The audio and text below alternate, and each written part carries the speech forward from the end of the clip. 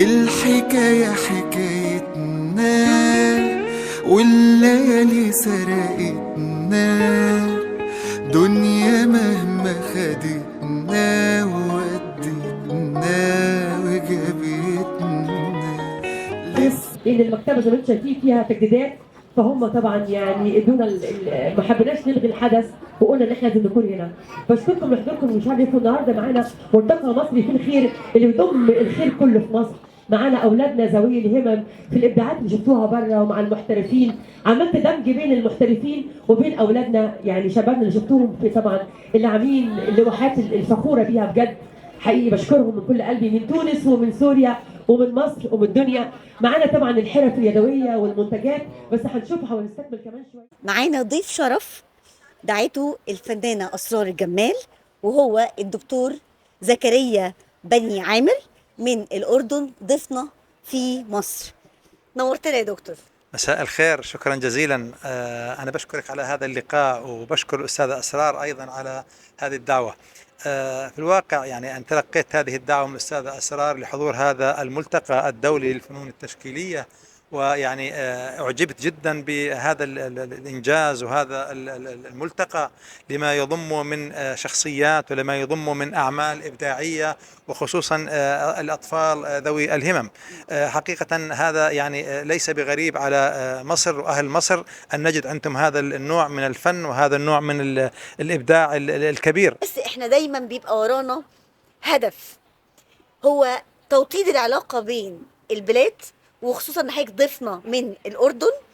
يا ريت حضرتك تقول لنا رايك في الناحيه دي بالذات.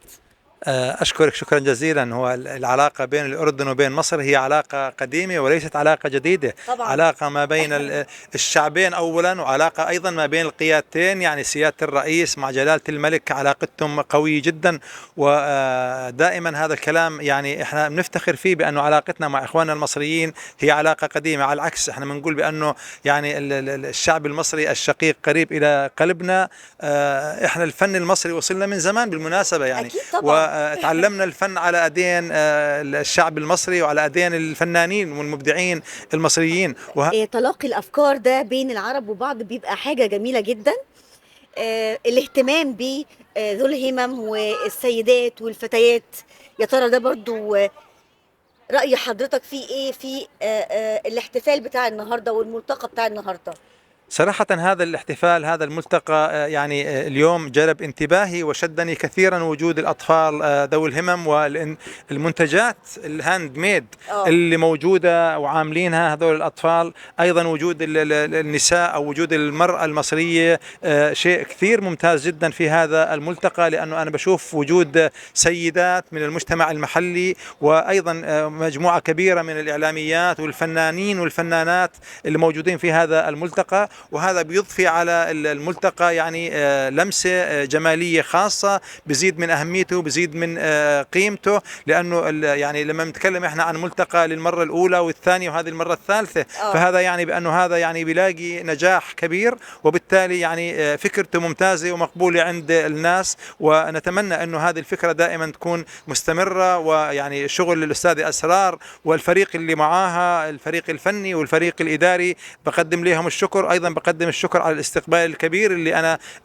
وجدته في المطار، واللي أيضا الاهتمام اللي أنا وجدته من الفريق الإداري والفريق الفني خلال هذا الملتقى. شكرا كثير، ويعني أتمنى لكم الخير، أتمنى لمصر الخير، أتمنى للشعب المصري ولقيادة مصر كل الخير والاحترام والتقدير. احنا بنشكر حضرتك جدا انك شرفتنا النهارده ونورت القاهره كلها ومصر كلها، وان شاء الله كل مره مع بعض باذن الله. ومكملين معاكم من الملتقى الدولي للفن التشكيلي والفنون مع الناقد التشكيلي الفنان العظيم الاستاذ الفنان عادل بنيامين. اهلا بحضرتك. الفنان التشكيلي عادل بنيامين، اكاديميه الفنون الجميله ليوناردو دافنشي، روما كايرو، من جيل الرواد، كاتب وناقد فني من جيل السبعينيات.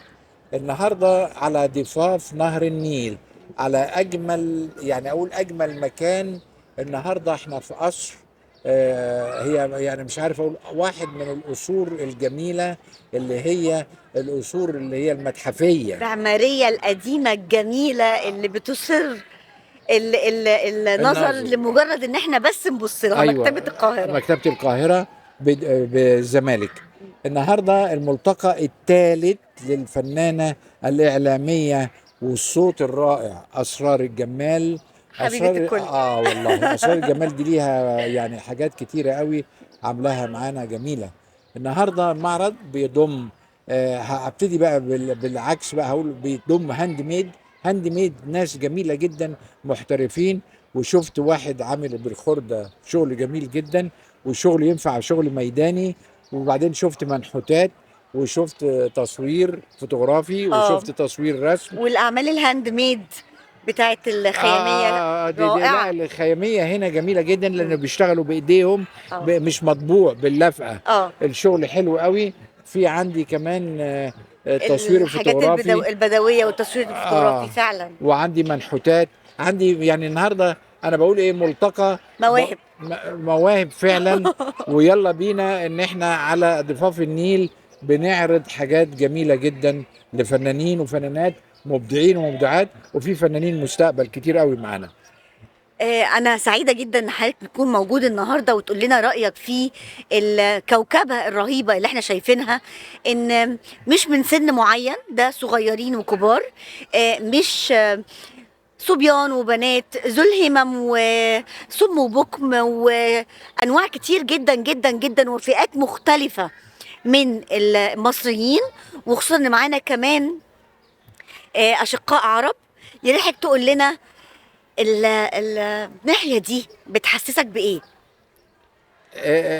الوحدة دي أهم حاجة صدقيني. الوحدة يعني امبارح والنهارده اهو مع الدكتور زكريا تحسي يعني ما فيش يعني هقول له تعالى عندي، او هو هيقول لي تعالى عندي، يعني عارفه، او يلا بينا زي ما قلتي. يلا بينا.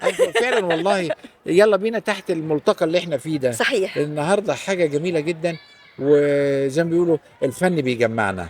صحيح. بيجمعنا. والله انا قاعد مع دكتور زكريا وبنتكلم مع بعض، ما حسيتش انه من المملكه الاردنيه او هو حس ان انا من مصر. لا، عارفه الفن جميل. الفن جميل ولغه للروح وتحسسنا دايما بالدفء، ودايما مجمعانا، ودايما دايما مصر فيها خير. والله، وكلنا جوه برواز واحد، والبرواز ده هو الملتقى بتاع النهارده بتاع الاستاذه اسرار. سعيده جدا ان انا قابلت حضرتك النهارده، خصوصا ان انا فعلا من عشاقك ميرسي جدا، شرفتنا.